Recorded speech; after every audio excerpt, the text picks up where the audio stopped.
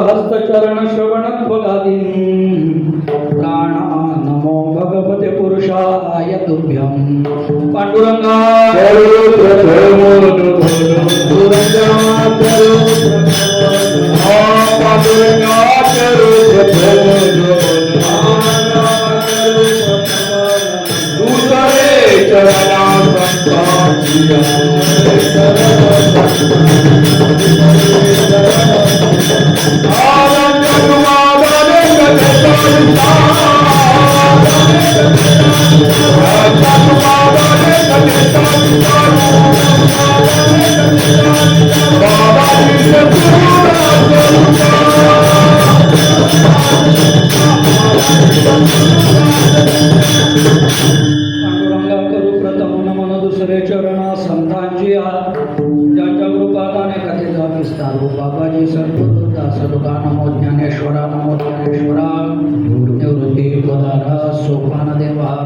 मुक्ताबाई नमो त्रिभुवन पार्वणी अद्यत्रय जमुनी देवांची दयांचे केल्या स्मरण भोज सकळ विद्यांचे अधिकरण त्याचे बंधू श्री चरण श्री गुरुचे ते नमस्कार याता मस्तक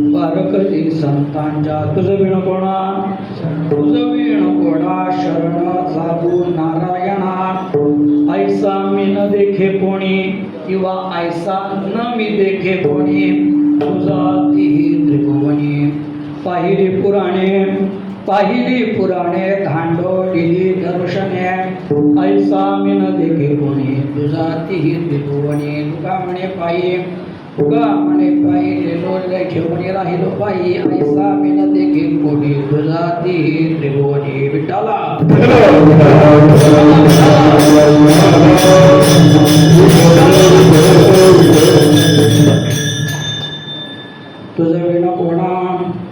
तुझं विण कोणा शरण जाऊ नारायणा ऐसा विन देखे कोणी तुझा तीही त्रिभुवने प्रस्तुत कीर्तन रूपी सेवेला सुरुवात करण्यापूर्वी हरिहर संत सेवा मंडळाच्या विद्यमान गेले अनेक वर्ष चालत असणारा हा अखंड हरिनाम सप्ताह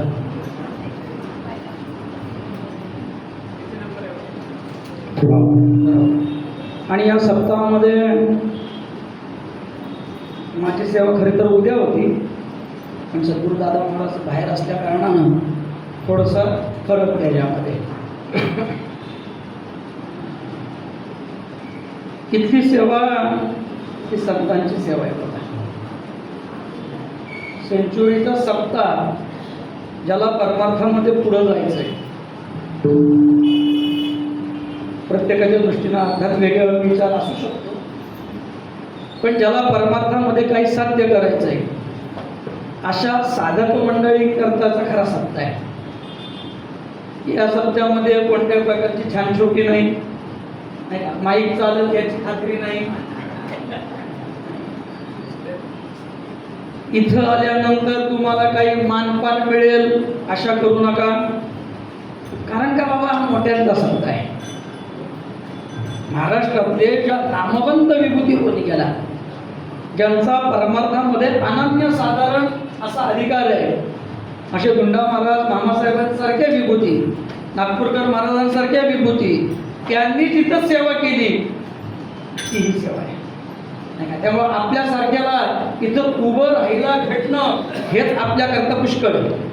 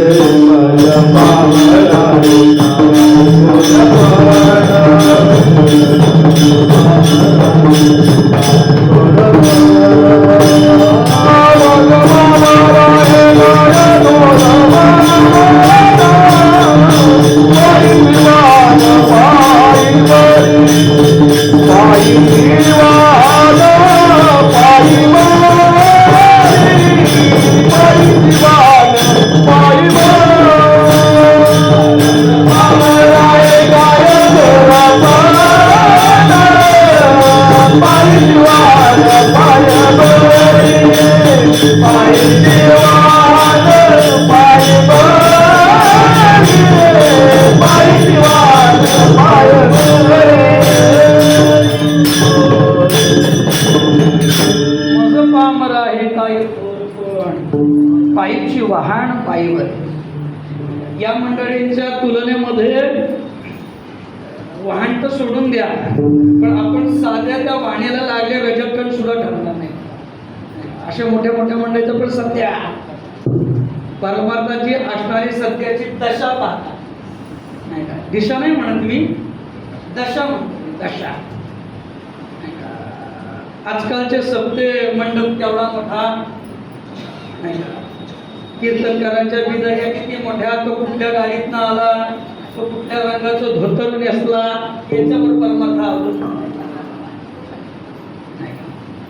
अशाने परमार्थ उन्नत मार्गाला जात गेलाच तर तो अधोगतीला नक्कीच आहे. खेदाने बोलायला लागते. महाराष्ट्रातली सध्याची कीर्तनाची परिस्थिती हीच आहे.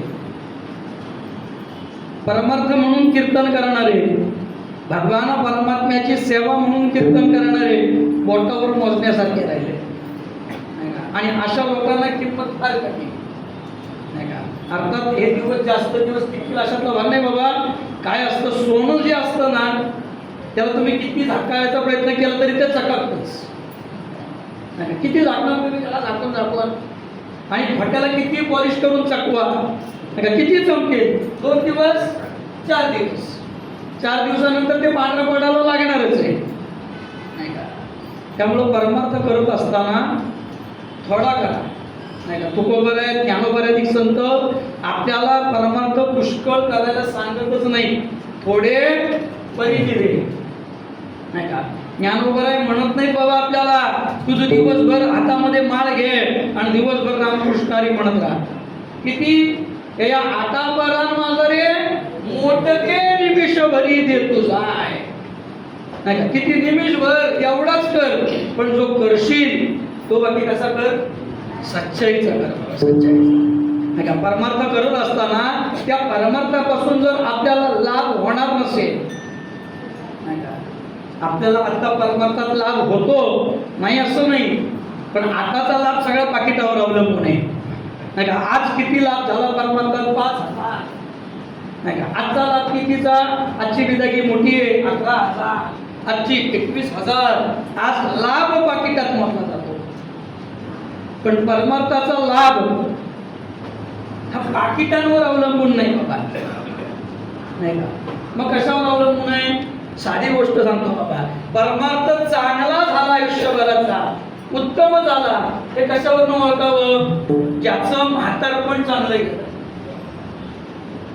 म्हातारपणामध्ये ज्याला आनंदी राहता आलं, म्हातारपणामध्ये ज्याची काळजी घेतली जाते, समजायचं परमार्थ चांगला झाला. पिकली असेल कडूपण गेले तैसे आम्हाला गेले. आपण तरुणपणामध्ये जो परमार्थ केलाय त्याचं फळ म्हातारपणामध्ये मिळतं, नाही का? किंवा म्हातारपणात मिळतं म्हणण्यापेक्षा परलोक प्राप्तीमध्ये ते अवलंबून आहे, नाही का? इथं लोक तुम्हाला किती हार घालतात याचा विचार करू नका. भगवान परमात्म्याच्या चरणाजवळ तुम्ही केलेल्या सेवेपैकी किती सेवा रुजू होते याला परमार्थात जास्त महत्व आहे. कशा करता सांगतोय? लोक आता बाहेरची चर्चा करतात तेवढ्या करता सांगतोय, नाही का? लोक म्हणतात काय वसेंट्यूड नाही, ते पहिल्यासारखी मजा नाही राहिली.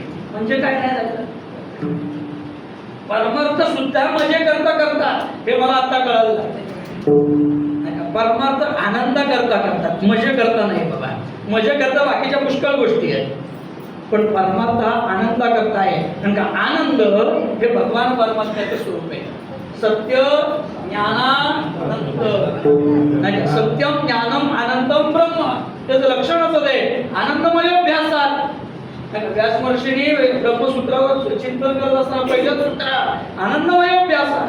आनंद हे त्या भगवान परमात्म्याचं स्वरूप आहे, स्वरूप, नाही का? आनंद म्हणजेच सुख आहे, नाही का? म्हणून भगवान परमात्म्याचं सुद्धा वर्णन करत असताना संतांनी हीच भाषा वापरली बघा.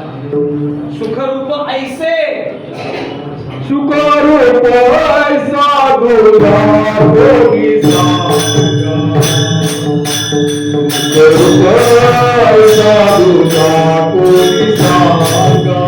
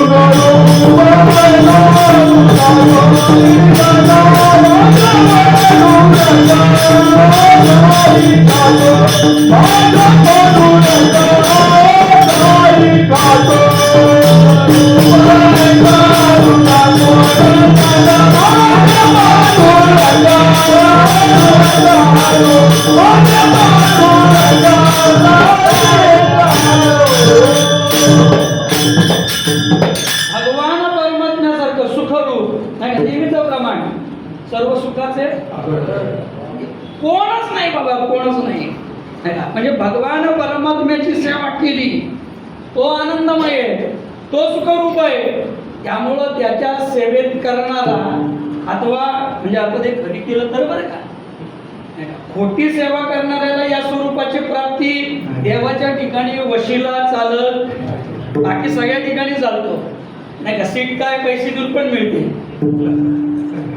त्याच्या ठिकाणी मिळत नाही का. हा बाबा तुम्ही स्वतःला लागून घ्या नाही का. आचार्य नाही का, शास्त्री, भूषण खूप पदव्या लावून घ्या, पण पदव्या लावून घेतल्या म्हणून देवापर्यंत पोचता आलं बिलकुल नाही का. आणि त्याच्या बाबतीमध्ये तो तर एवढा काटेकोर आहे नाही का. माझे गडी कोण तो आपलं कोण आणि परक कोण त्याला बरोबर कळतं.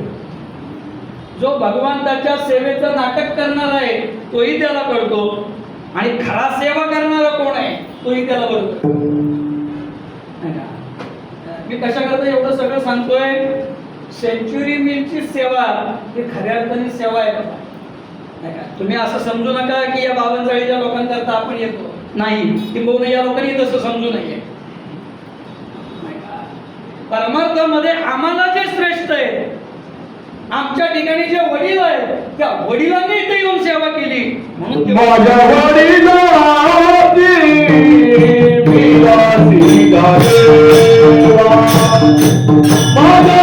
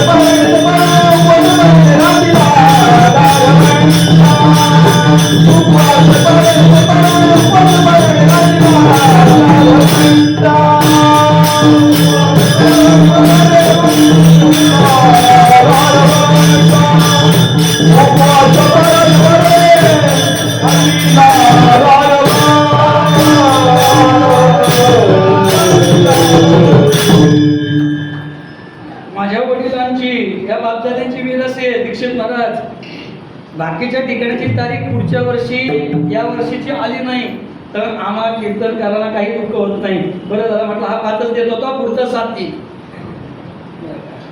पण किती तारीख आली नाही तर बाकी दुःख होत.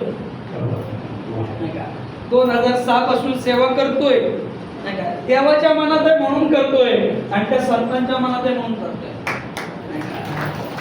आम्हाला सेवा द्यावी अशी बुद्धी तुम्हाला देणारा तो आहे. तुम्ही तुमच्या मनाने देत आणि मी पण माझ्या मनाने येत. पण अशा संतांची नाही का सेवा ज्या आपल्या सद्गुरूंनी या ठिकाणी नाही का मामासाहेबांनी, गुंडा महाराजांसारख्यांनी, नागपूरकर महाराजांसारख्यांनी, नाना महाराजांसारख्यांनी जिथं सेवा केल्या अशा ठिकाणी आपल्याला सेवा भेटावी एवढी एकच आहे. सेवेदारी सेवक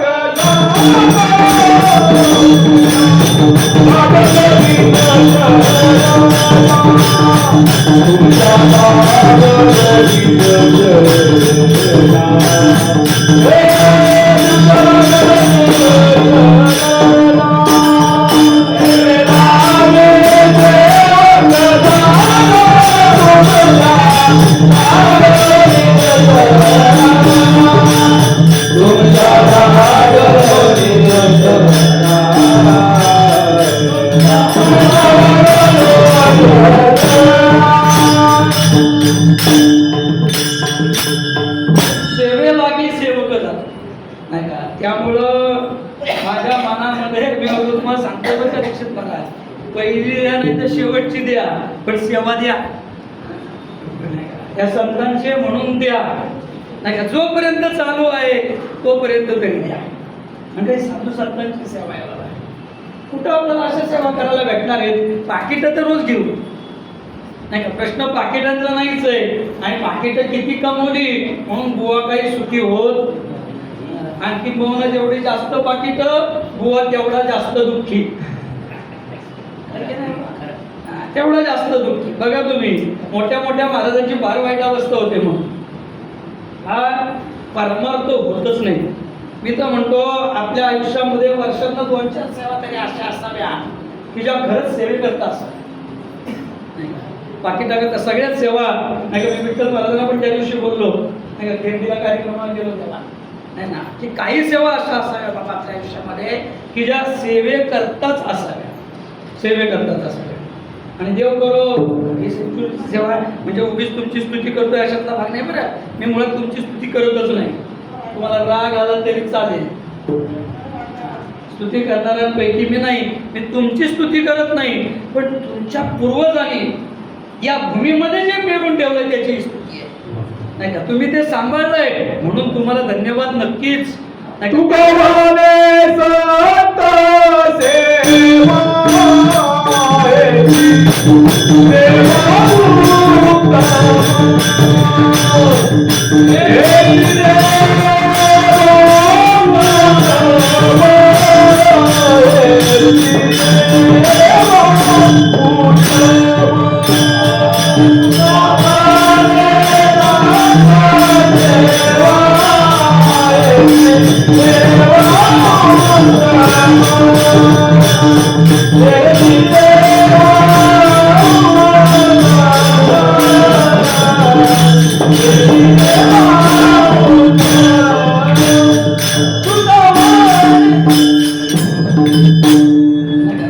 तुकामुळे सत्यसेवा ह्याची देवा.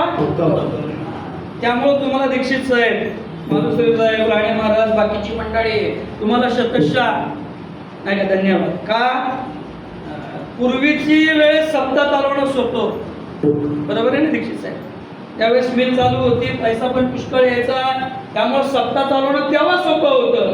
पण आज एवढी बिकट परिस्थिती असताना सुद्धा तुम्ही मंडळीच्या निकरानं हा कार्यक्रम चालत आहे, त्याच्याकरता तुमचा धन्यवाद जेवढा द्यावा नाही का तेवढा कमी आहे बघा. तेवढ्याकरता तुम्हाला नक्की पाया पडेल मी नाही का. पण ही सेवा त्यांची नाही का. तुमचं हे बाकी आहे की भगवान परमात्मा तुमच्याकडनं ते करवून घेतो नाही का. त्यामुळं कार्यकर्त्यांनी कुणी अभिमान बाळगू नये बाबा, मी आहे म्हणून सत्ता चालतोय. किती देवाची इच्छा आहे म्हणून तो ते चालवून घेतोय नाही का. त्यामुळे त्यांची सेवा आहे आणि तुमच्या सेवेकरता, त्या संतांच्या सेवेकरता निवडलेला आवाज आहे नाही का. अभंग श्रीमंत श्री जगद्गुरू थोडीशी प्रस्तावना मांडली त्याबद्दल माफ करा. अभंग श्रीमंत श्री जगद्गुरू तुकाराम महाराज यांचा आहे. 4 चरणांचा सर्वांच्या परिचयाचा आहे. जगद्गुरू तुकोबारांचं अभंग म्हणजे एक प्रकारे पथदिवे नाही का. रस्त्याने चालत असताना रस्त्याला जे दिवे लावलेले असतात नाही का, कशा करता असतात बाबा, तो मार्ग स्वच्छ दिसावा, कशा करता असतात मार्ग स्वच्छ. संतांनी दुसरं काय केलं बाबा, ज्ञानोबर आहे तुकोबर आहे नाही का. आज जरी आपण वारकरी संप्रदाय त्याला हे नाम जरी असलं तरी ज्ञानोबर आहे तुकोबर काही नवीन स्थापन केलं नाही बाबा. जे पूर्वीचं आहे, जे अनादी अनंत पासून सनातन संप्रदायाचं चालत आलेलं आहे त्याच संप्रदायाला उजाळा दिला बाबा नाही का. तोच संप्रदाय, तीच परंपरा. पण त्या परंपरेमध्ये नाही का अनेक वर्ष कोण न गेल्यामुळं सगळा पालापाचोळा पडला होता, कचरा पडला होता, काटेपुटे पडले होते. संतांनी काय केलं बाबा, झाडू संतांचे झाडू संतांचे महाराज, झाडू संतांचे महाराज, झाडू संतांचे महाराज, झाडू संतांचे महाराज, आडलानी भरले जगा, आडलानी भरले जगा, आडलानी भरले जगा, आडलानी भरले जगा. उचिष्टाचा वाद, उचिष्टाचा वाद, उचिष्टाचा वाद, उचिष्टाचा वाद. शेष मुला, शेष मुला,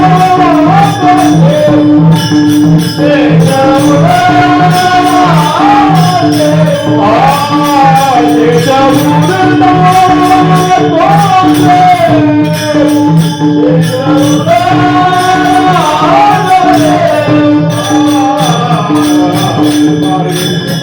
मुला, झाडू संतांचे बाळग,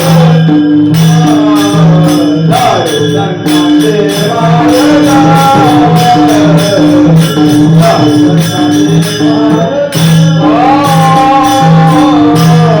झाडू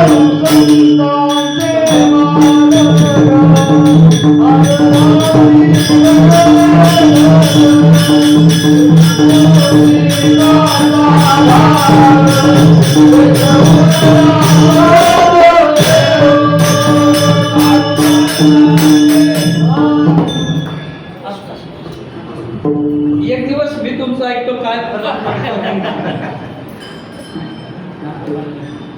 झाडू संतांचे ज्ञानोबराधिक तुकोबराधिक संतांनी काय केलं, संतांचा मार्ग जो काट्याकुट्याने भरलेला होता पूर्वीचा, तिकडे बरेच काळापर्यंत फिरत नाही का. तुम्हा लोकांना कदाचित कल्पना आहे की नाही माहिती नाही, पण आमच्या गावाकडं पूर्वी एका गावामध्ये तेव्हा गाडी नव्हते, रस्ते नव्हते, त्यामुळे पायवाटा असायचा पायवाटा. आणि रस्त्यानं जाता येता जी लोक जायची ती जाताना मधला काटा उतरून बाजूला टाक, कुठे काही भांडी असेल तर ती थोडं पातळ, अशी ती पायवाट लोकांना कळेल अशा स्वरूपाने जाता येता बाबा साफ करत असत. आता त्या वाटा बुजल्या, आता कोणच जात नाही, त्यामुळे जंगल झालं नाही का. पण संतांनी काय केलं, कोणच जात नव्हतं, त्या वाटा काय केल्या बाबा, झाडून स्वच्छ केला आणि त्या मार्गावर दिवे लावले. दिवे कोणते दिवे लावले, अभंग रूपी दिवे. संतांचे अभंग हे त्या मार्गावरचे पददिवे बाबा. येणाऱ्या पाठीमागच्या साधकाला हा मार्ग स्वच्छ स्वच्छ दिसावा एवढ्या करता लावणारे ते दिवे आहेत बाबा. मग यातलं काय सांगितलं संतांनी आपल्याला, स्वतः आपल्या या दिव्यांच्या माध्यमातून, या अभंगांच्या माध्यमातून आपल्याला बाबा मार्गदर्शन करतात. अभंग तसा करुणापर प्रकरणात आहे नाही का, पण एका अर्थाने विचार केला तर आपल्या सगळ्याच्या डोळ्यात अंजन घालणारा अभंग आहे. का अंजन घालणारा अभंग आहे, जगद्गुरु तुकोबराय भाषाच अभंगामध्ये तशी वापरतात. तुकोबराय म्हणतात काय करावं बाबा, जन्माला आल्यानंतर प्रत्येक जीव, जो जीव या मृत्यू लोकांमध्ये जन्माला येतो, तो जन्माला येणारा प्रत्येक जीव आपल्या उद्धृत मार्गाकडे जाण्याकरता कुणाला ना कुणाला तरी शरण जातोच. नाही का, संसारामध्ये असू द्या अथवा परमार्थामध्ये असू द्या. याचा अर्थ परमार्थामध्ये शरण गेला तरच त्याचं काय आहे बाबा, कल्याण आहे. संसारामध्ये किती लोकांना शरण जाऊ द्या, काही होऊ द्या, काहीही कल्याण होणार. संसारामध्ये गोष्टी नुसत्या बोलण्यासारख्या असतात, नुसत्या बोलण्यासारख्या. त्याचा फायदा काही आहे का सांगा तुम्ही मला. आता तुम्ही सगळे संसारिक असल्यामुळे तुम्ही मला तुम्ही बरं बोलताय, पण साधी गोष्ट सांगतो तुम्हाला. एखाद्याच्या इथं लग्न असतं, स्टेजवर नवरा नवरी उभे असतात, हा तिथं पुष्पगुच्छ घेऊन जातो, तो पुष्पगुच्छ त्या नवरा नवरीला देतो. नवरा नवरी त्या दिवशी त्यांना एकच काम असतं, काय, जो येईल त्याच्या, नंतर तो पडत नाही कुणाच्या. पण त्या दिवशी बाकी जो स्टेजवर येईल किंवा जो घरी येईल त्याच्या काय करायचं असतं, त्याला नवीन नवीन तरी पाया पडायला लागतो. तो याच्या पाया पडतो. पाया पडल्यानंतर हा त्याला आशीर्वाद देतो, तुझा संसार सुखाचा हो. तुझा झालाय का, तुझा झालाय का सुखाचा, याचाच सुखाचा नाही आणि याच्या आशीर्वादाने त्याचा सुखाचा. कसं शक्य आहे बघा, नाही का. कारण का संसार हा सुखरूप नाही, त्यामुळे तो सुखाचा होण्याचा प्रश्न नाही, नाही का. संसार कसं आहे बाबा, मुळात दुःखरूप आहे. प्रमाण नको आता मागच्या दुःखरूप असणारा संसार, आणि तो दुःखरूप असणारा संसार तो सुखाचा करण्याचा प्रयत्न करणं म्हणजे एक प्रकारे स्वतःलाच फसवण्यासारखं आहे बाबा, नाही का. आजपर्यंत कुणाचा झाला नाही, नाही का. मग तुम्ही म्हणा ज्ञानोबर आहे म्हणतात, आम्ही केला तो अवघाची ज्ञानोबरांची प्रती ज्ञान आहे. पण बाबांना ज्ञानोबरांचा संसार वेगळा आहे, ते परमार्थाला संसार म्हणताय. हा संसार सुखाचा होईल असं ज्ञानोबराय कुठेही म्हणत नाही का. त्याचं मृत्यूलोकी सुखाची कहाणी हे ज्ञानोबरांचं वचन ऐकायला ऐकिजेल गवणाचे श्रवणी कैसी सुख निद्रा अंतरणी इंगळाची. भेटेल का सुखनिद्रा, नाही का. निखारे जळपडीत आहे, निखाऱ्याला पण नाव उघडे थोडंसं, नाही का. निखारे राहिलेच नाहीत आता, पण कुठेतरी एखादा इस्त्रीवाला वगैरे असेल तर कदाचित कळत असेल. जळपडीत निखारे आणि त्यातही कशाचे, खैराचे. आणखी सूक्ष्म सांगतो बाबा, खैराचा निखारा हा जास्त जळपडीत असतो बाकीच्या लाकडाच्या निखाऱ्यांपेक्षा. ज्ञानोबर म्हणतात म्हणून सांगतो बरं काय. इंगळ, इंगळ म्हणजे निघाले, आणि त्या निघाल्याची गादी केली. महाराज म्हटले 4 दिवस झाले कीर्तनाचं एवढं जागरण आहे, आज इकडं उद्या तिकडं परवा तिकडं, 4 दिवस झाले झोप नाही. तो म्हटलं महाराज या, या. काय करतो, तुम्हाला उत्तम गादी टाकतो. गादी टाकली कशाची, इंगळाची, नाही का. निखाऱ्यांची गादी टाकली आणि महाराज सांगितलं, महाराज निवांत झोपा, नाही का. कैसी सुख निद्रा अंतरुणी इंगळाची. भेटेल का, नाही भेटणार. तसं संसारामध्ये सुख अरे भेटणारच नाही, शोधूच नका, नाही का. एक केवळ तडजोडे म्हणून राहायचं, याच्या पलीकडे सुख शोधायचं नाही. सुख शोधायचं तर ते भगवान परमात्म्याच्या ठिकाणी शोधा. म्हणून शरण तर सगळ्यांना जायला लागतंय, नाही का. अगदी बायकोपासून पोरांपासून सगळ्यांना शरण जातो, नाही का. बायकोला शरण गेला नाही असं एक तरी आहे का, सगळ्यांनाच जायला लागतं. किती कीर्तनात नाही बोलला तरी घरी जाऊन, किंबहुना कीर्तनात मी बायकोला शरण जात नाही अशी बायकोची इच्छा असते तरी कीर्तनात तसंच बोलावं, कीर्तनात तरी तसंच बोलावं. पण घरी जाऊन माझंच ऐकलं पाहिजे की तिचीच इच्छा आहे, पोरांची तीच इच्छा आहे बाबा, नवऱ्याची सुद्धा तीच इच्छा आहे, तिने माझंच ऐकलं पाहिजे. त्यामुळे कोणच कोणाचं ऐकत नाही, कोणच कोणाचं ऐकत नाही.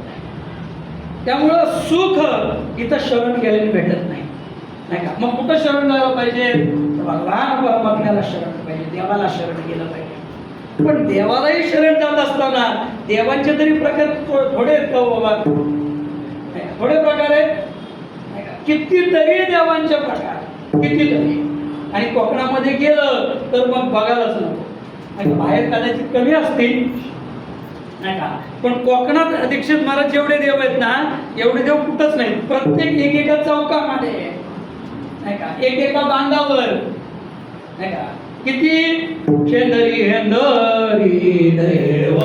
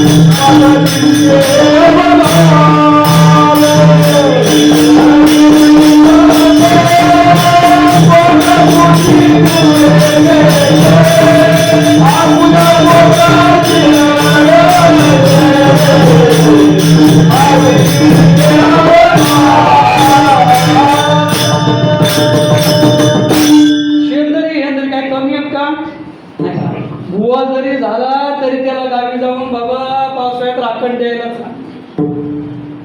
बुवा असून देतो राखण बाबा नाही का, की दैवत अशी आहे की त्याला भेटलं नाही तर ती पोचतात नाही का, त्याचे फळाने थोडे परीक्षोभणे नाही का, अर्थात ते मंत्राकरता म्हटलंय नाही का, तैसा मंत्र राजन वेळे.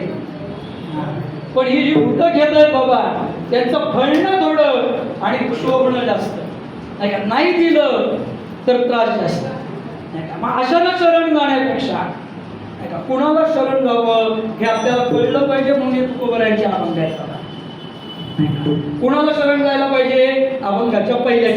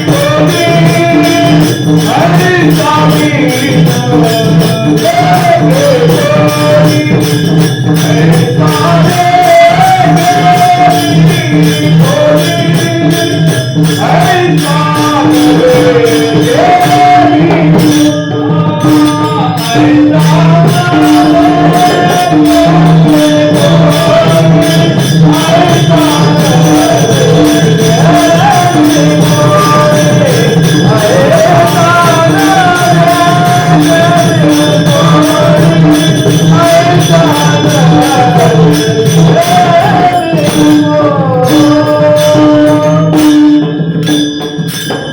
तुकोबर आपल्याला मार्गदर्शन करतो बाबा. शरण जायचंच आहे ना, मग कोणाला जा नाही का, फक्त देवाला नाही का. तुकोबर हे देवालाच सांगते बरं का. तुकोबरांच्या अभंगातली भाषा कुणाबरोबर बोलणं चालू आहे? देवाबरोबरच संवाद आहे तुकोबरांचा. तुझं वीण कोणा नाही का, शरण जाऊ नारायणा नाही का देवा, माझ्या दृष्टीनं तरी शरण जाण्याच्या योग्य तुझ्याशिवाय दुसरा कोणी मला दिसत नाही का दिसत नाही बाबा, त्याची कारण आहे काय नाही का. वेळ मिळाला तर त्याचं चिंतन आपण करू. पण मुळात भगवान परमात्माच हे सांगतो नाही का, शरण यायचं असेल तर कुणाला या? मला. गतिर्भर्ता प्रभू साक्षी निवास शरणं किंबहुना सर्व धर्मान परित्यज्य. कुणाला शरण या? माम एकम नाही का, फक्त आणि फक्त मलाच शरण नाही का. देवाला शरण जातो बाबा. का? नियम असा सांगतो बाबा, तुम्ही ज्याची शरणागती करताय तो इतका ताकदवान असला पाहिजे की त्याने तुमची शरणागती स्वीकारल्यानंतर तुमच्या आयुष्यातल्या असणाऱ्या सगळ्या चिंता त्याला मिटवता आल्या पाहिजेत. तर उपयोग आहे शरण जाऊन, नाही तर शरण जाऊन फायदा काय आहे नाही का. एकादशीच्या घरी शिवरात्र नाही का, एकादशी उपवास आहे आणि शिवरात्रीचा पण काय आहे बाबा, कोण कोणाची पोटं भरणार आहे? दोन्ही उपवास आहे नाही का. मी पण गरीब आहे आणि तुम्ही पण गरीब आहात. गरीब गरीब दोघं जण गेले आणि म्हटले आपण 5 कोटी रुपयाचं मंदिर बांधू. शक्य आहे का नाही का. 5 कोटी तुमच्याकडे मी मागायला आलो, घेण्याची तुमची इच्छा जरी असली तरी ताकद आहे का? ताकद लागते ना बाबा. म्हणजे मुळात इच्छाही लागते नाही का, घेण्याची इच्छाही लागते आणि तो सामर्थ्यवानी असाल. भगवान परमात्मा कृपाळही आहे, इच्छाही आहे आणि त्याच्याकडे अनाथ अशा स्वरूपाचं सामर्थ्य. त्याला शरण गेलेला मग तो कोणीही असो, एकदा का भगवान परमात्म्याने त्याची शरणागती स्वीकारली की बस त्याला काही करायला लागत नाही. भावार्थ रामायणामध्ये तो विभीषण त्याने खूप समजून सांगितलं रावणाला होता, नको युद्ध करू, आपल्या अख्ख्या राक्षस कुळाचा संवाद होईल. रामाला तू मानव समजू नकोस, साक्षात ब्रह्म आहे ते नाही का, साक्षात विष्णू आहे तो. त्याच्याबरोबर युद्ध करायला जाऊ नको, सोडून दे त्याच्या बायकोला. पण रावण काय सामान्य होता का? आपल्याला काय सांगितलं असतं, आपल्याला काही ऐकलं असतं नाही का. म्हणजे तुम्ही बायका पळवा असं सांगत नाही मी, तुम्ही वेगळा अर्थ घ्या. पण आपलं ते सामर्थ्य नाही. रावणाने सगळ्या देवांना बाबा बंदीखान्यात टाकलंय आणि त्रैलोक्याचा अधिपती झालाय तो. त्याला कसं पटेल राम मला हर मेरा म्हणून नाही का. विभीषणाने खूप समजावून सांगितलं बाबा, आपला भाऊ आहे, आपले बाकीचे कुळ आहेत, या सगळ्या कुळाचा नाश व्हायला नको म्हणून खूप समजूत काढली. पण रावण ऐकायला तयार नाही आणि शेवटचा उपाय म्हणून विभीषण त्यांनी ठरवलं, प्रभू बरोबर युद्ध करण्यापेक्षा आपण काय करू बाबा, प्रभूंना शरण जाऊ. म्हणून विभीषण आला बाबा. आणि प्रभू रामचंद्र काही झाले तरी राजे नाही का, एकदम राजाकडे कुठे आली नाही का. आधी खाली अष्टप्रधान मंडळ वगैरे, सुग्रीव आहे, अंगद आहे नाही का, हनुमंतराय आहे, या सगळ्या प्रधान मंडळाकडे आला नाही का. आणि प्रधान मंडळाकडे येऊन हात जोडले बाबा. कुणी? सुग्रीवानी नाही का. भवन्तः सर्वभूतानां शरण्य शरणं मम परित्यक्ता भयावंगा मित्राणि च धनानि च नाही का. भावक रामायणामध्ये चिंतन आलंय बाबा नाही का. भावक रामायण बघा म्हणजे लक्षात येईल आपल्याला. सुग्रीव प्रार्थना, आपलं विभीषण प्रार्थना करतोय नाही का. या संपूर्ण सृष्टीमध्ये शरण येण्याकरता भगवान प्रभू रामचंद्रांशिवाय मला दुसरं कोणी दिसत नाही. आणि त्याकरता मी काय केलं, परित्यक्ता मया लंका, मी लंकेचा त्याग केला. मित्रांनीच धनानीच, मित्रांचा त्याग केला, धनाचा त्याग केला, सगळ्या संघाचा परित्याग करून मी प्रभू रामचंद्रांच्या ठिकाणी शरण आलोय. मला शरणागती पाहिजे प्रभू रामचंद्रांची. बाकीच्या सगळे मंडळी विचार केला, काही झालं तर या रावणाचा भाऊ आहे. ओळखच नव्हती ना कारण काही झालं तरी रावणाचा भाऊ आहे न जाणव रावणाने ज्याला आपल्या आतल्या बातम्या काढण्याकरता पाठवला असेल तर आपण याला शरणागती द्यावी का न द्यावी काय करावं. माझा बुद्धिमत्ता वरिष्ठ हनुमंतराया तिथं आहेत. हनुमंताला सांगितलं जा प्रभूंकडे निरोप घेऊन ती विषण आलाय म्हणून. हनुमंतराय गेले बाबा. प्रभू रामचंद्र बसले होते. हनुमंतराय तिथे गेले आणि हनुमंता अशा करता आलास म्हणे तेव्हा काम होतं. तू आलास तेव्हाच कळलं मला काहीतरी काम आहे. तू काय बिन कामाचं येणार टप्पा मला थोडंच तू येणार आहेस. काय काम होतं. रावणाचा भाऊ विभीषण तो इथं आलाय आणि तो असा म्हणतोय बाबा परित्यक्ता माया लंका मित्रांच्या धनांच्या मी माझा मित्र परिवार लंका धन सगळ्यांचा त्याग करून प्रभू रामचंद्रांना शरण आलोय. प्रभू रामचंद्र म्हटलं चांगलं आहे ना पण नाही का सर प्रतिपक्षाला आताच्या गोष्टीसारखंच येते नाही का कुठलंही आहे ना आपल्या पक्षात येतोय ना तेवढं बघा. आपला कोरम पूर्ण झाला पाहिजे. त्याचे फोडा पण आपला पक्ष वाढला पाहिजे. प्रभू रामचंद्राने पण तेच राजकारण. मग हनुमंता तुझं म्हणणं काय आहे.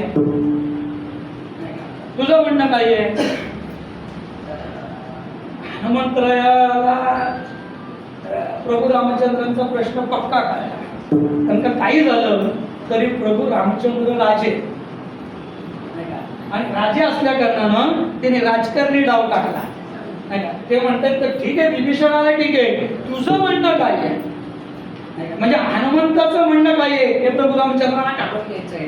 पण हनुमंतराय आहेत ते नाही का ते भगवान परमात्म्यापेक्षा बुद्धिमत्ता वरिष्ठ असल्या कारणानं ते म्हणले देवा माझं म्हणणं मी तुला काही सांगत नाही पण सुग्रीव अंगद जांबुवंत या सगळ्यांचं म्हणणं असं आहे काही झालं तरी तो रावणाचा भाऊ आहे त्यामुळे त्याला आपल्या पक्षात घेऊ नये. हनुमंतानी शेवटपर्यंत कोण गेला नाही माझं म्हणणं काय आहे बाकीच्यांची म्हणणी मांडतोय त्यांचं म्हणणं असं आहे.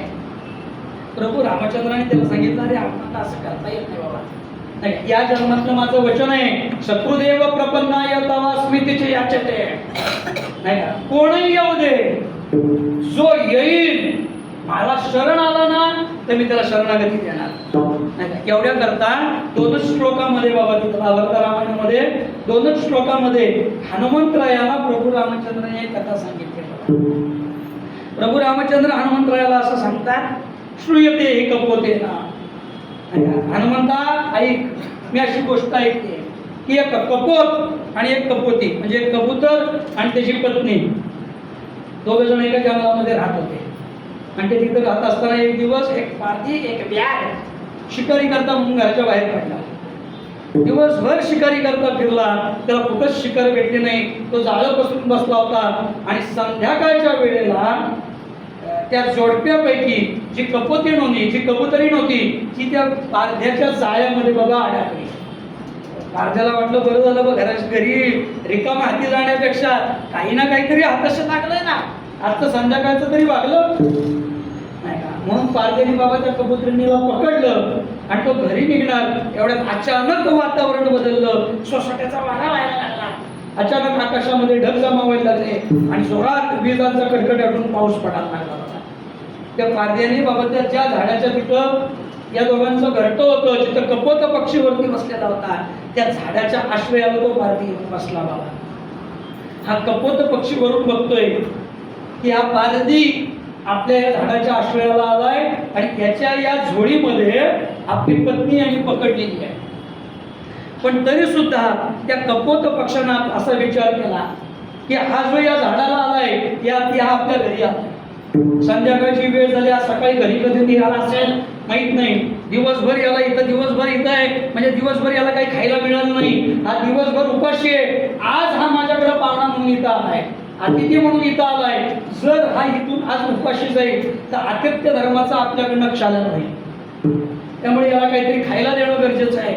म्हणून त्यांनी काय केलं बाबा थंडी त्याला भरली होती पाऊस पडल्यामुळे तो भिजला होता त्या कपोत पक्षाने सुट्या काड्या थोड्याशा जमवल्या, कुठून तरी एक जळती काडी आणली आणि ती जळती काडी त्याच्यावर टाकून थोडीशी आग प्रज्वलित केली मला. थोडीशी उष्णता निर्माण झाली, त्याला थंडी वाजत होती, तर व्याध्याला त्याला थोडीशी ऊब भेटली, बरं वाटलं. आणि मग तो कपोत पक्षी व्याध्याशी बोलायला लागला.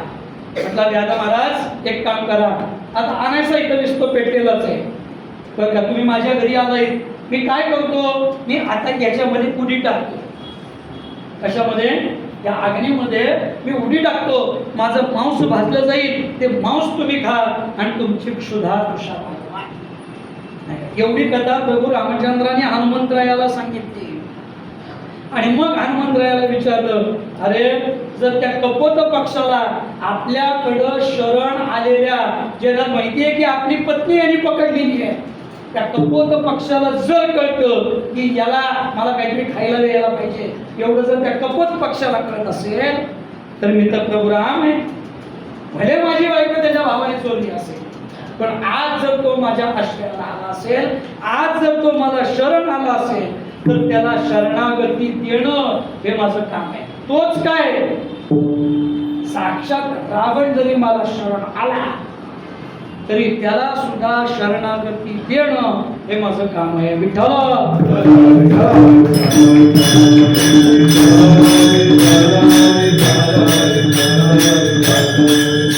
त्यामुळे भगवान परमात्मा नाही का अत्यंत दयाळू आहे. जो त्याला शरण जाईल, शरण जाणाऱ्या प्रत्येकाचा उद्धार करणं, त्याचं जीवन उन्नत अवस्थेकडे नेणं हे प्रभूंचं कार्य आहे बघा. नाही आपलं काम एवढंच आहे काय, की आपण त्याला शरण गेलं पाहिजे.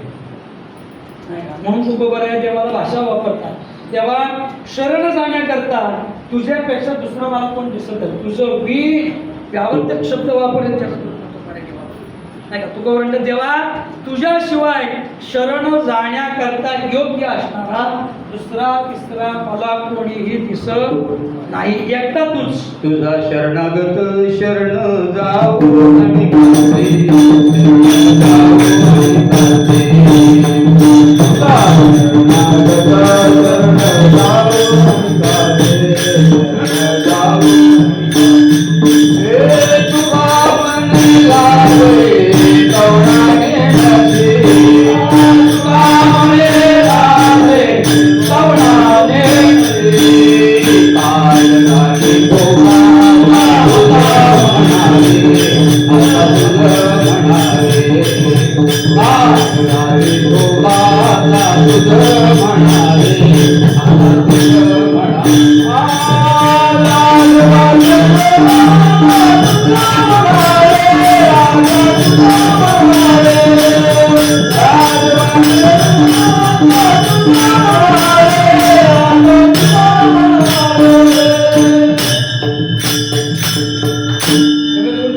भाषा वापरतायत. तुझा शरणागत नाही का, आणि शरण जाऊ आणि कासी नाही का. तुका म्हणे लाज हे कवणा नेनसी नाही का, त्याची लाज आम्हाला नाही, कुणाला? तुला नाही का. तुला लाज आहे, देवाला लाज आहे बाबा त्याची नाही का. विभीषणाच्याच आयुष्यातला प्रसंग सांगतो तुम्हाला. रावणाबरोबरचं युद्ध झालं, लंका राज्य विभीषण झालं, विभीषण राजावर बसला, लंकेचा राजा झाला. प्रभू रामचंद्रांचं अयोध्येमधलं राज्य चालू झालं. आणि राज्य चालू झाल्यानंतर बाबा एक दिवस असं आलं, विभीषणाला असं वाटलं प्रभू रामचंद्रांनी समुद्राच्या या पहिल्या तीरावर रामेश्वरमची स्थापना केलेली आहे, श्रावणी सोमवार आहे नाही का, रामेश्वरला जाऊन आपण काय करू, दर्शन घेऊ. म्हणून विभीषण तिथं आला बाबा. रामेश्वरांचं दर्शन घेण्याकरता पेटीच्या समोर बसतात. कदाचित त्या काळामध्ये एवढं भव्य मंदिर बिंदिर नसेल कदाचित नाही का, वाळुक्याचीच पिंड बनवलेली ती. आणि विभीषण पूजा करू लागला, बिल्वपत्र एक एक एक एक एक एक भगवान परमात्म्याचं नामोच्चारण करत एक एक बिल्वपत्र त्याच्यावर ठेवून लागला. आणि तेवढ्यात बाबा एक गाय तिथं आली. गाय नाही का, हिरवा चाला बांबाबे पशु. हिरवं बघितल्यानंतर बाबा गाय काय लगेच धावणारच तिथं. तिने ते बिल्वपत्र बघितलं हिरवं, तिला वाटलं खाण्याकरता चांगलं आहे आपलं, चला म्हणून गाय जवळ आली बाबा. आता विभीषण बसलेला पूजेला जर ते बिल्वपत्र तिने खाल्लं तर याची पूजा विस्कटणार सगळी. नाही का? विभीषणाला असं वाटलं काय करा बाबा, काहीला शुकशुक केलं, काय जायला तयार नाही. शेवटी एक बिल्वपत्र बाबा त्यातलं विभीषणाने उचललं आणि त्या गायीच्या दिशेत नुसतं असं फेकलं. नाही का? पण कर्मधर्म संयोग असा बाबा, विभीषणाने फेकलेलं बिल्वपत्र गायीला लागलं आणि काय करतो प्राण काय त्याचं प्रारब्ध अनुभव आला पण असतं. गाय कर्तव्य झाली, मेली बाबा गाय. जशी गाय मेली तशी लगेच लोक जमा झाली. लोक इतर वेळेस नसतात, पण असं काय झालं की नाही का, जर ऍक्सिडेंट होऊ द्या, नाही का, ज्याला माहिती पण नसतं कुणाची चुकी आहे कुणाची नाही, तरी येऊन 2-4 टोले हाणून नाही का हात साफ करून घ्यायचे तेवढ्या याच्यामध्ये. नाही का, लगेच बाबा लोक जमा झाली, आजूबाजूला सगळे धरला बाबा विभीषणाला आणि तुझ्याकडनं तो हत्येचं पातक घडलंय. या तीरावरचं सगळं राज्य कुणाचं आहे? प्रभू रामचंद्रांचं राज्य आहे. नाही, कुणाचं राज्य? चक्रवर्ती सम्राट आहेत प्रभू रामचंद्र. त्यामुळे इकडच्या तीरावरचं सगळं राज्य, अख्खा भारत कुणाचं राज्य आहे? प्रभू रामचंद्रांचं राज्य आहे. आणि प्रभू रामचंद्रांच्या राज्यामध्ये असा कायदा आहे की जर कुणी गाय मारली तर त्याला देहदंडाचं शासन, नाही का, त्याचाही जीव घ्यावा असा नियम इथल्या या राज्याचा प्रभू रामचंद्रांच्या. धरला बाबा सगळ्याला विभीषणाला, याला म्हणजे सुळावर चढला आता. नाही का, विभीषणा काय वया करतोय, अरे बाबा माझी खरंच इच्छा नव्हती मारायची, मी नुसतं ते आता बेलपत्राने कुठं गाय मारते का, पण मेली त्याला काय करतात? नाही का, तुझ्या हातनं पातक घडला, शिक्षा होणार. धरला बाबा विभीषणाला सगळ्यांनी आणि ते आपल्याला काय सांगायला लागतं त्यांना, नाही का, त्याला बरोबर सगळं कळतं इथं काय चाललंय ते. न सांगता तुम्हा कळो येते अंतर. देवाला कळलं बाबा माझ्या भक्ताला धरलाय म्हणून. प्रभू रामचंद्र लगेच तिथं प्रगट झाले मला. म्हणजे काय झालं रे? काय झालं? त्यांनी काय मारली. अरे विभीषण येतो, विभीषण असो नाही तर कोणीही असो, आता कायदे वेगळे. नाही, सर्वसामान्य करताचा कायदा वेगळा, नगरसेवक करताचा कायदा वेगळा, आमदारा करताचा कायदा वेगळा, मंत्र्याकरताचा कायदा वेगळा. तुम्ही काय गुन्हा केला की तुम्ही लगेच जेलमध्ये, तिथं वेळच लागत नाही. पण मंत्र्यांनी केला तर पोलीस सांगतात तो सापडत नाही. रोज पोलीस स्टेशनवरनं फिरतो तरी पोलीस सांगतात सापडत फरार. आता कुठं फरार आणि काय सांगायचं, जाऊ दे आपला विषय नाही तो. पण पूर्वीच्या काळी असे कायदे लोकांनी प्रभू रामचंद्रांना सांगितलं, कायदा कोणी केलाय? तुम्हीच केलाय. तुमच्या राज्याचा कायदा तुम्हीच केलाय आणि तुम्ही केलेल्या कायद्याप्रमाणे जो गो हत्या करेल त्याचाही वध केला जावा असा जर नियम असेल तर याच्याकडून गो हत्या घडले आम्ही सगळ्यांनी पाहिलंय. त्यामुळे काही करा, त्याला आता सुळावर चढवा, फाशीवर चढवा, याची हत्या करा, काहीतरी करायला पाहिजे. याला जगण्याचा अधिकार राहिलेला नाही. तुम्ही म्हणताय ते बरोबर आहे, तुम्ही म्हणताय ते बरोबर आहे, पण जरा थांबा. का थांबा? प्रभू रामचंद्र त्यांना सांगतात बाबा राज्यम आयुर मया दत्त. नाही का, विभीषणाला दिलेलं राज्य कोणी दिलं? मी. त्याला दिलेलं आयुष्य कोणी दिलं? मी दिलं. तो जगतोय कोणाच्या उपकारावर जगतोय? माझ्या उपकारावर जगतोय. सगळं त्याला दिलेलं जर मी दिलेलं असेल तर मी त्याचा स्वामी आहे. नाही, मी कोणी त्याचा स्वामी आहे, नाही का. मग जर मी त्याचा स्वामी असेल तर भक्त्यापराधे सर्वत्र स्वामीनाम दंड इक्षते. नियम काय बाबा? स्वामीनी, स्वामीच्या एखाद्या सेवकाने जर एखादा अपराध केला तर त्याचा दंड कुणाला द्यायला लागतो? स्वामीला. उदाहरणार्थ तुम्ही रस्त्याने चाललाय, तुमचा ड्रायव्हर गाडी चालवतोय, तुम्ही पाठीमागच्या सीटवर एसी मध्ये निवांत पेपर वाचत बसलाय, आणि आपला हा वरळीचा रोड म्हणजे गजबजचा रोड आहे, नाही का. डिलिव्हरी जाणारा एखादा सायकलवरनं सायकलवरनं चाललाय, काय घेऊन चाललाय म्हणा, आणि त्या सायकलवाल्याला तुमच्या गाडीचा थोडासा धक्का लागला. सायकलवाला खाली पडला, त्याच्याकडे असणारं सायकलवरचं सामान खाली पडलं, लगेच लोक जमा झाली, धरा ड्रायव्हरला, ओढून बाहेर काढा, 2-4 मुस्कड्यात द्या, नाही ह्याच्यावर पोलीस केस करा, ह्याच्यावर पोलीस केस करा. तुम्ही खाली होता तर काय झालं, काय झालं, मी आहे काय झालं. तो म्हणे अहो तो गोरगरीब नाही का किती नुकसान झालं त्याचं, बघा त्याच्या सायकलची काय अवस्था, मी भरून देतो. तुम्ही काय म्हणाल, मारामाऱ्या करण्यापेक्षा तुम्ही काय म्हणाल, काय नुकसान झालं असेल मी भरून देतो. किती नुकसान झालंय, झालं असतं किती 1500 रुपयाचं, पण लोक 5000 रुपये द्या. 5000 रुपये एवढूशे नाही नाही 5000 एवढ्या मोठ्या गाडीला फेकता आणि 5000 देऊ शकत नाही. तुम्ही पण विचार करता, कुठं भांडणं करता, या 5000 रुपये व्हा मोकळं. माझ्या फक्त एकाच प्रश्नाचं उत्तर द्या, गाडीच्या सायकलला धक्का तुम्ही मारलात का ड्रायव्हरनी? कुणी मारला धक्का? गाडी कोण चालवत होतं? चुकी कुणाची? का तुम्ही मागे बसला होता त्याची? चुकी ड्रायव्हरची. आणि दंड कुणी भरला? का? हत्यापराधे सर्वत्र स्वामीनाम दंड इक्षते. नाही का? तसं प्रभू रामचंद्रांनी सांगितलं, अपराध जरी त्यांनी केलेला असला तरी मी त्याचा स्वामी आहे. नाही का? दंडच द्यायचा असेल तर कुणाला द्या? आता प्रभू रामचंद्राला देतील का? फक्त काय करायला पाहिजे, आपण फक्त त्याला माझा म्हटलं पाहिजे बस. याच्या पलीकडे दुसरं आपल्याला काहीच करायचं नाही. फक्त भगवान परमात्म्याला आपल्याला शरण जाता यायला पाहिजे, बाकीच्या इकडं तिकडं न जाता. फक्त एकच पाळायला लागेल याच्यामध्ये, काय?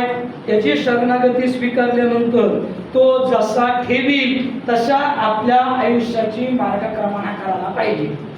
नाही का? स्वामी जसा ठेवील तसं राहणं हे शरणागताचं काम. आपलं फक्त इथंच चुकतं. आपल्याला असं वाटतं आपल्याला जे कळतं ते देवाला कळत वाटतं का? खरं सांगायचं कीर्तन तुम्ही झोम म्हणू नका. आपल्याला नक्की असं वाटतं की आपल्याला जे कळतं ना ते देवाला कळत नाही. आपल्या आयुष्यामध्ये एखादा एवढा वाकडा प्रसंग येऊ द्या, नाही का? लोक लगेच काय सांगायचं तुम्हाला, नाही एवढं करतो त्या देवाचं तरी बघा ना काय डोळे मिटलेत त्यांनी, काय झोपलाय? अरे त्यांनी जे केलं ते तुझ्या पूर्व प्रारब्धाचं फळ आहे बाबा.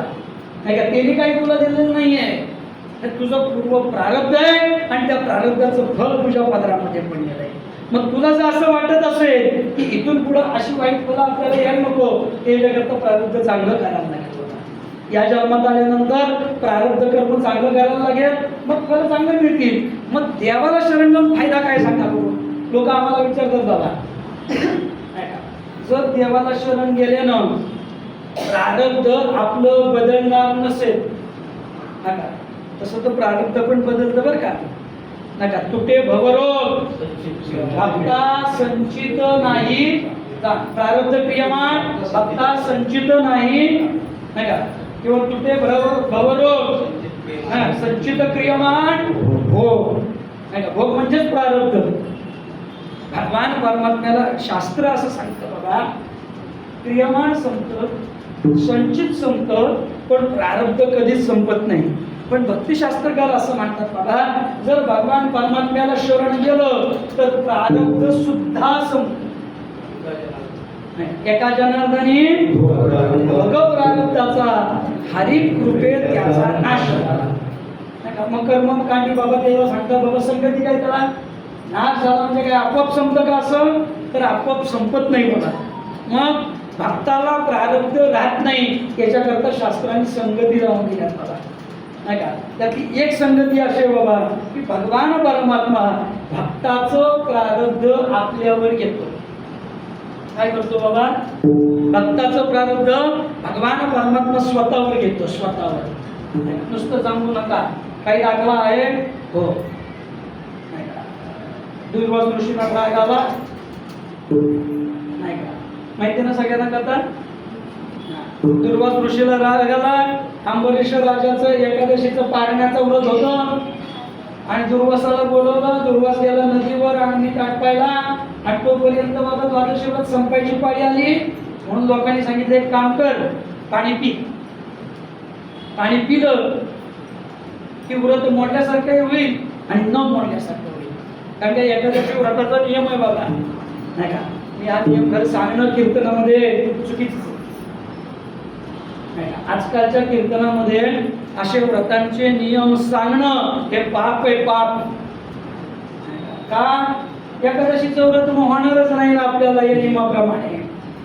एकादशीच्या व्रतामध्ये बाबा दिवा श्वापात नाही का, दिवसा झोपलं तरी एकादशी मोडते. तांबूल चर्वणात पान खाल्लं तरी एकादशी मोडते. आणि कशाने एकादशी मोडते? एक वेळापेक्षा जास्त वेळा पाणी पिणं. एकादशीच्या व्रतामध्ये दिवसामधून फक्त एकदाच पाणी पिण्याचं विधान आहे. एकदाच पाणी पितं, मग 1 लिटर प्यायला 5 लिटर प्या, पण एकदाच प्या. दुसऱ्या वेळेस पाणी पिलं तर एकादशी व्रत मोडलं जातं, उपवास सुटतो नाही का. रात्र जागरणम करूयात दिवाच्या हरिकीर्तनम. रात्री हरिजागर करून जागा आणि दिवसा पण हरिकीर्तन करून जागा. म्हणजे दिवसाही झोपायचं नाही आणि रात्री लवकर झोपायचं नाही. एवढे एकादशीच्या व्रताचे नियम आहे नाही का. अंबरीश राजा एकादशीच्या दिवशी पाणी प्यायला होता आणि द्वादशीला आता सकाळी जेवायचंय, त्याच्याऐवजी दुर्वासना उशीर झाला म्हणून पाणी प्यायला. म्हणजे पाणी प्या म्हणजे व्रत सोडल्यासारखं होईल.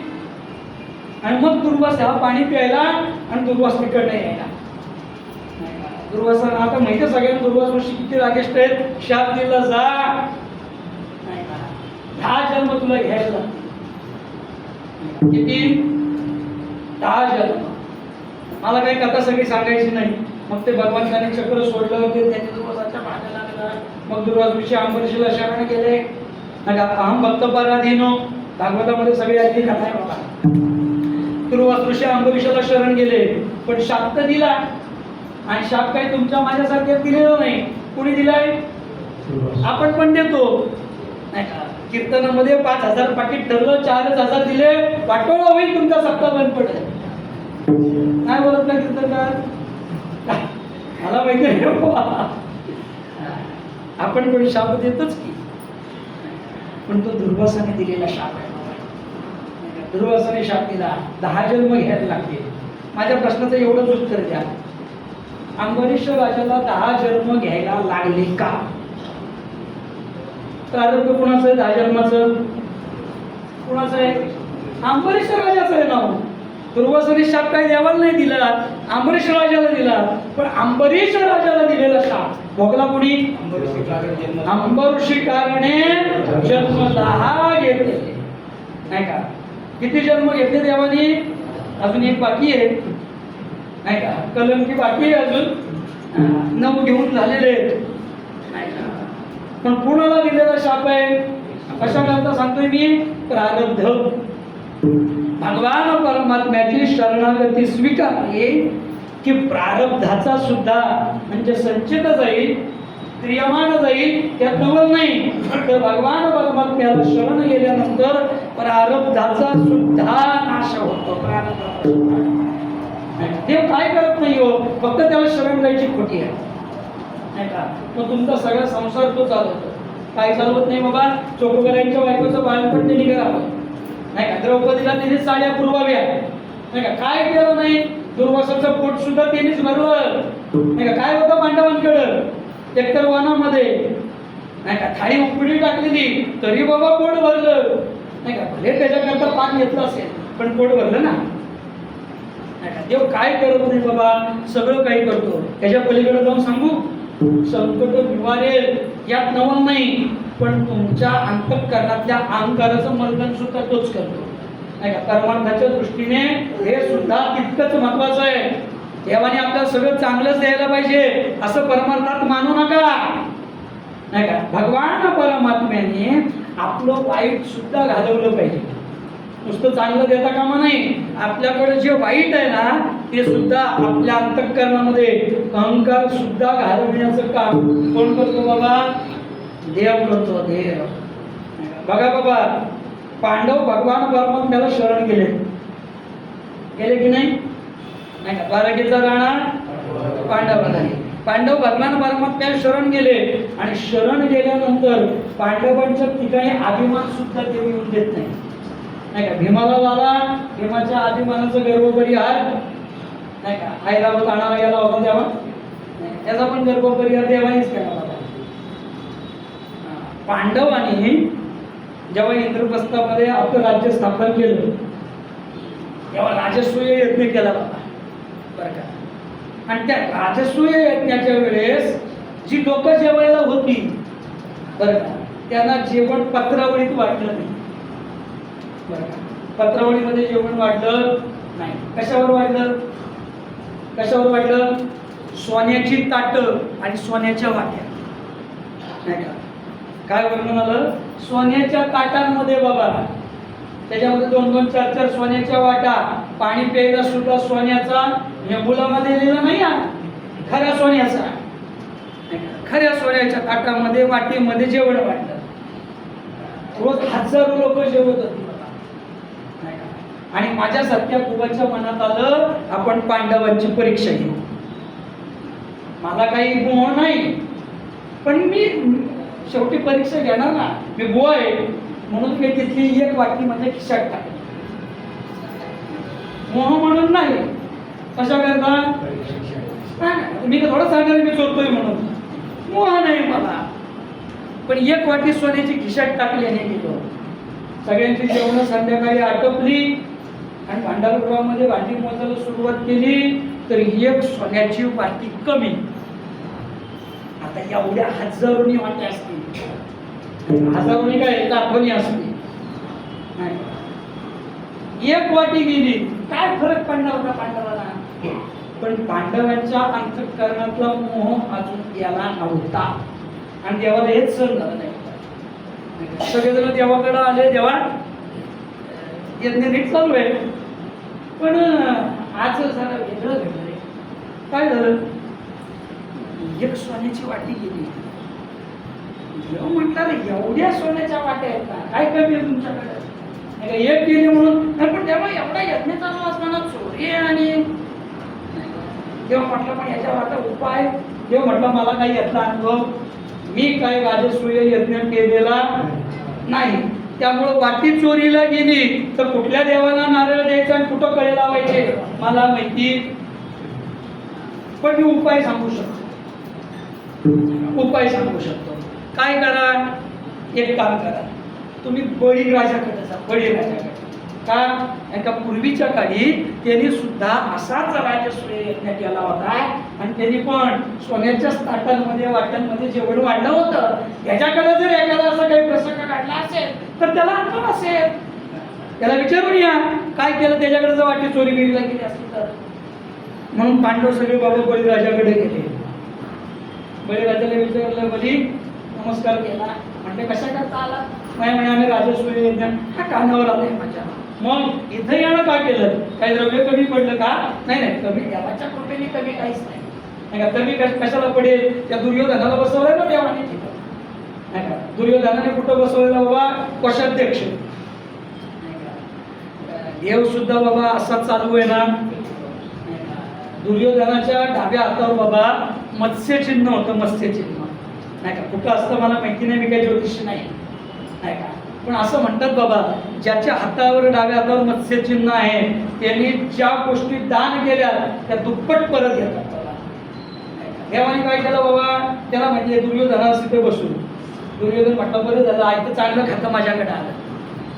देवाकडनं तिकडनं लिस्ट घ्यायची, या तुम्हाला 1000 रुपये पाकिट भरा. हा टाळकरी आहे त्याला 200 रुपये पाकिट भरा. हा गवई आहे त्याला 500 रुपये पाकिट भरा. हा मोठा कीर्तन करायला लागणार गाडीतनं आलाय त्याला 10,000 रुपये यादी यायची. नाही आपल्याकडे जशी यादी येते कार्यकर्त्यांकडे तशी यादी आली की दुर्योधनाने ठरवलेलं होतं की यांचं द्रव्य जेवढं संपवता येईल यांचं सगळं अर्धवटच राहिलं पाहिजे. पहिल्या 2 दिवसातच संपून मोकळा करायचं म्हटलं नाही का.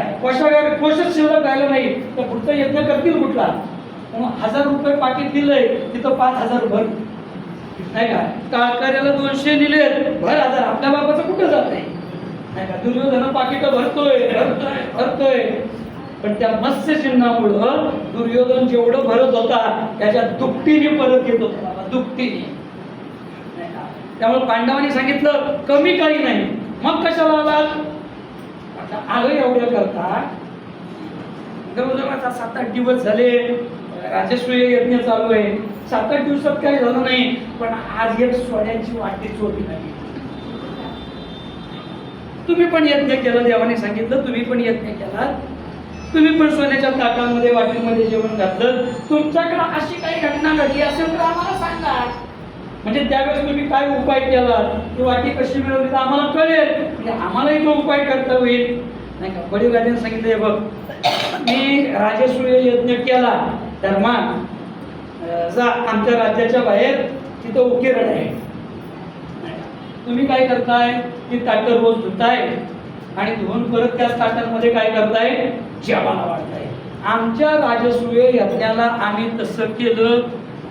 रोज लोक जेवली की ताटं उचलायची आणि पत्रावळीसारखी उकिरड्यावर जाऊन बघून या. अजून तिथं ताटं जशीच्या तशीच आहे नाही का. राज्यातल्या सुद्धा कुणालाही वाटलं नाही. उकिरड्यावर फेकलेली सोन्याची एखादी वाटी, एखादं ताट आता फेकूनच दिलंय ना नाही का. फेकून दिलेलं उचलून न्यायला काय हरकत आहे का. पण अजून एकही उचलून कुणी नेलेलं नाही. बाबा धर्मराजाने शर्मेने मान खाली घातली बाबा. त्याला अहंकार झाला होता ना, कारण की सोन्याच्या ताटामध्ये आणि वाट्यांमध्ये आम्ही जेवायला घालतोय नाही का. त्याला कळून चुकलं, अरे हा वरच्यावरच फेकून देतोय तरी याला काय वाटत नाही, आणि माझी एक वाटी गेली तर मी तिथून इथपर्यंत आलो त्या वाटा सांगतो. कशा करता देवाने केलंय सगळं, कारण का देवाला आपल्या भक्ताच्या ठिकाणी अहंकार सुद्धा सहन होत नाही. षडरिपू आपल्या भक्ताच्या ठिकाणी, आपल्याला शरण आलेल्या भक्ताच्या ठिकाणी भगवान परमात्मा षडरिपूंना सुद्धा जवळ येऊ देत नाही. म्हणून शरणच जायचंय तर कुणाला जायचं, तुकोबा सांगतात, तुझं वीण कोणा नाही का. शरण जाऊ नारायण, तुझ्याशिवाय देवा शरण जाण्याकरता कोण योग्य आहे. आमच्या दृष्टीनं तू एकटाच योग्य आहे नाही का. आणखीन कोण आहे का. अभंगाच्या दुसऱ्या चरणामध्ये न देखे मी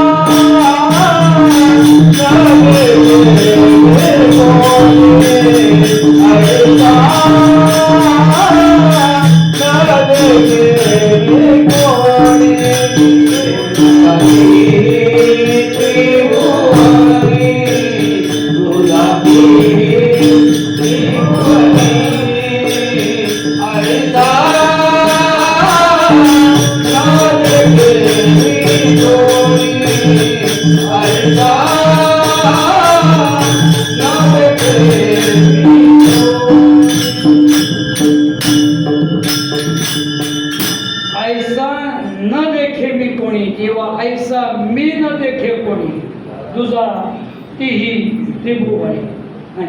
जगद्गुरु तुकोबरायांचं आहे बोलणं, अहमतेचं आहे.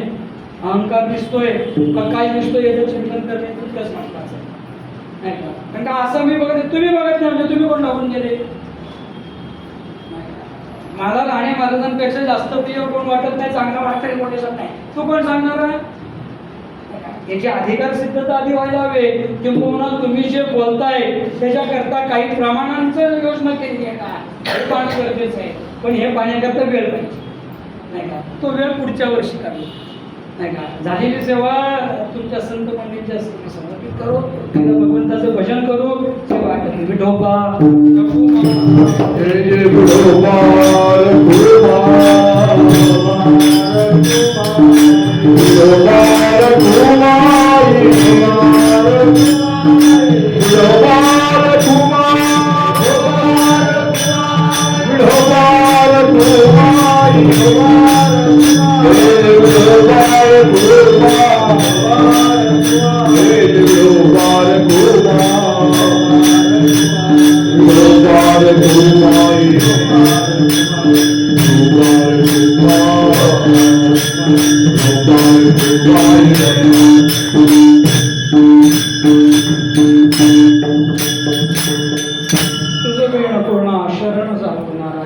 ऐसा मी न देखे पडी दुजाती त्रिभुवनी प्रस्तुत अभंगाचा मर्यादित वेळेमध्ये जसं चिंतन करता आलं असं चिंतन करण्याचा छोटासा प्रयत्न केला. आपलंच घर आहे त्यामुळे राहिलेला अभंग पुढच्या वर्षी सोडून नाही का एक चरण आपलं झालेलं आहे राहिलेले 3 चरण आपल्याला 3 वर्ष अजून पुढं तेवढी सेवाच्या दीक्षित मारत होती काय फरक पडतो आपल्याला. त्यामुळे राहिलेली सेवा आपण नंतर बघू. एकदा माऊलीचं भजन घेऊ. ज्ञानेश्वर माऊली ज्ञानराज माऊली ज्ञानेश्वर ज्ञानेश्वर ज्ञानेश्वर माऊली ज्ञानराज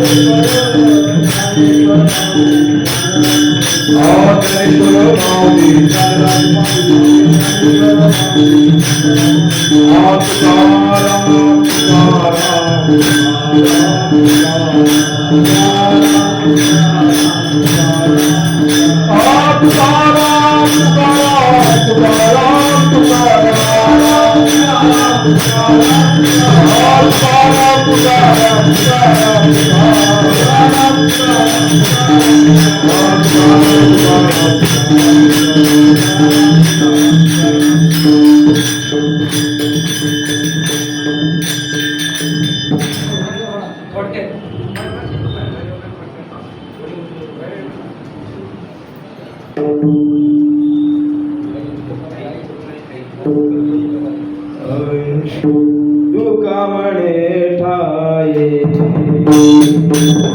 तुका म्हणे ठाये तुका म्हणे ठाये तुका म्हणे ठाये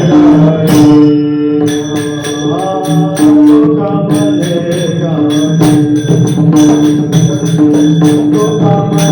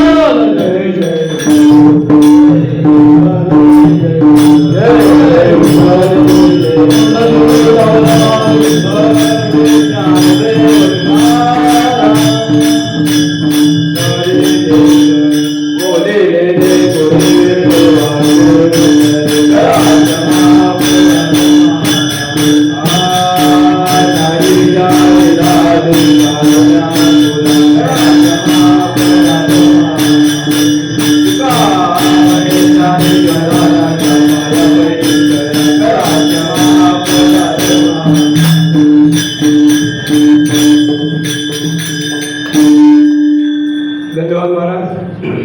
हरिहर संत सेवा मंडळाच्या वतीनं आज हा कार्यक्रमाचा 5वा दिवस आणि आज कीर्तन खरं म्हटलं तर होतं दादा महाराजांचं, पण काही कारणास्तव ती तारीख उद्याची दिली.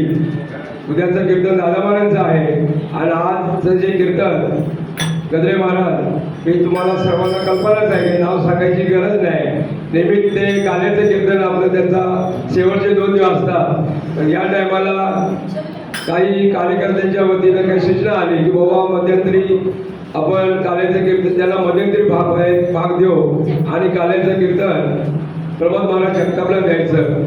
तर ठीक आहे, काही महाराज तुम्हाला काय दिलगिरी व्यक्त करतो, काय राग बनवू नका. आम्ही त्याच्यामध्ये आधुनिक काय बदल पुढच्या टायमाला घडवू, परंतु आजचं कीर्तन अतिशय चांगलं सुंदर आपण केलं त्याबद्दल आम्ही हरिहर संत मंडळाच्या वतीनं आपले मनापासून आभार मानतो, धन्यवाद देतो.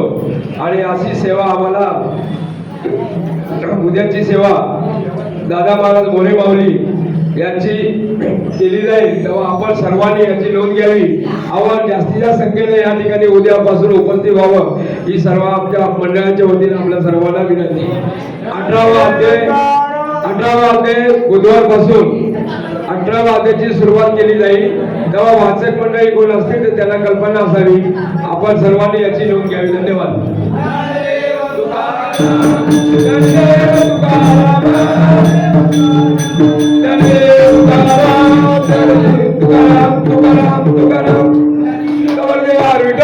श्री ज्ञानदेव तुकाराम पंढरीनाथ भगवान की जय ज्ञानेश्वर माऊली की जय बोल सर संतन की जय